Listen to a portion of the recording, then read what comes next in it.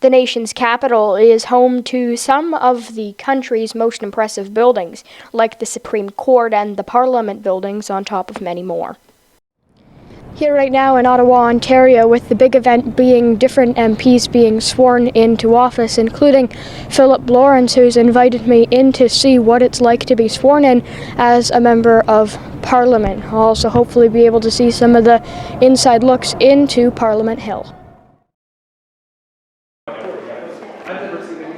This is the waiting area where you wait before you get sworn in. Welcome, my name is Eric Jans. I'm the Deputy Clerk Procedure at the House of Commons. It's my pleasure to preside over the swearing-in ceremony for Mr. Lawrence. So again, congratulations on your re-election. Welcome back.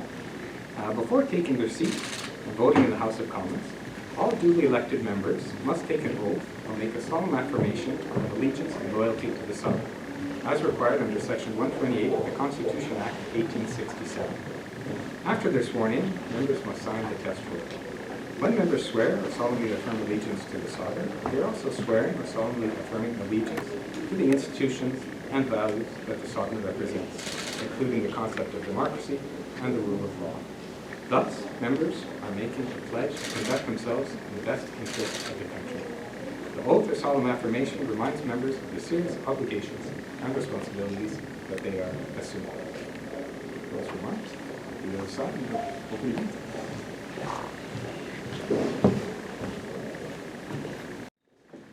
Have to stand. Okay, over your hand. Got it. I, Philip Lawrence, do swear that I will be a faithful and bear true allegiance to Her Majesty Queen Elizabeth II. Congratulations. Welcome to the 44th Parliament. Thank you. Take the white card. Yep. Photo it out. And just have you have a seat. And this sign in the middle there, I'll take a little after. Right here. Yep.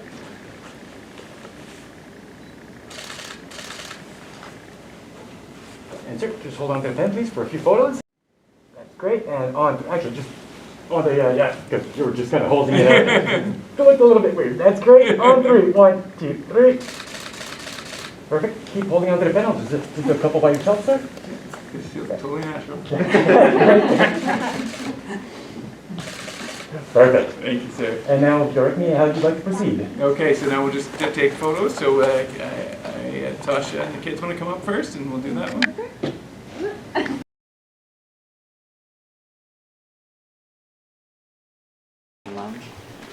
This is the opposition lounge.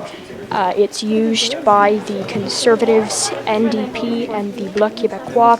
It's essentially just meant to give members of the opposition a space to go before they vote on bills or before question period. And it actually has a direct entrance that takes you from the opposition lounge to go into the House of Commons, or vice versa, to go from the House of Commons into the opposition lounge. Here you can see some of the backbenchers' desks. You can see a brief view of the gallery from my current standing position as I took this short clip of the House of Commons. But as you can see, as you continue to proceed into the House of Commons, you can see the opposition leader's desk, you can see the Prime Minister's chair, and really all of the chairs for different MPs in the House. This is obviously the view from the gallery, with obviously some amazing architecture in the West Block chamber as well. And then here, of course, are the portraits of former Prime Ministers, the official portraits. These are the portraits located directly outside of the House of Commons chamber. There's many portraits sprinkled throughout West Block, but these are some of the ones in this area. This is located just outside. This hall here is where they keep various offices. It's also where you'll see various press scrums, for example. That is the private member's business office, but this is the hallway where you'll often see ministers or caucus members doing various media scrums before heading into caucus or heading into cabinet. It also is filled with some MPs' offices as well, of course, with the exception of some being in other buildings. Here in Ottawa, Ontario, of course, the big event being various MPs being sworn into office for Parliament that is set to resume on November the 22nd, the 44th session of Parliament. But obviously Ottawa has lots to offer, including its museum. So here's some brief clips from both the Museum of History in Gatineau, Quebec, and the War Museum in Ottawa. This is the outside of the Museum of History in Gatineau, Quebec. There's obviously incredible architecture. It's really close to Ottawa. This is the bridge that brings you from Gatineau to Ottawa. Here you see some interesting things from former Prime Minister Pierre Elliott Trudeau, such as photographs, some old buttons, as well as a photograph of him speaking to the nation. Here you see an NDP Tommy Douglas poster, someone who is obviously a champion for universal health care in Canada. Here you see a protest, an older photo of a protest happening outside of Centre Block. Here you see some Quebec voting boxes, some interesting things from the 1995 Quebec sovereignty referendum vote, some Parti Québécois things as well. Here you see the President of France at the time in 1967 delivering a speech. Here we also see some interesting things from Sir Wilfrid Laurier, the Honourable Marc Garneau. Here's some things from the War Museum. We see some interesting cannons. One thing you will notice is the size of the cannons and other weapons throughout the museum get larger and larger as you continue to go out. There's lots of reading, obviously, that takes place in museums. Here we see a uniform that was used in the war. Here again, another weapon, this one around the same size as the previous one. Here is another photograph as well. This is obviously relating to the call of the Empire. So that was interesting as well. Lots of interesting stuff. Here is a British North America flag. This here is meant to kind of show to people what it really was like to serve in the war, just kind of make it kind of more of an interactive experience. Again, more cannons, more weapons that was used in the war. Those exact ones were used in the war. Again, another uniform here as well. Lots of interactive things are in the War Museum as well.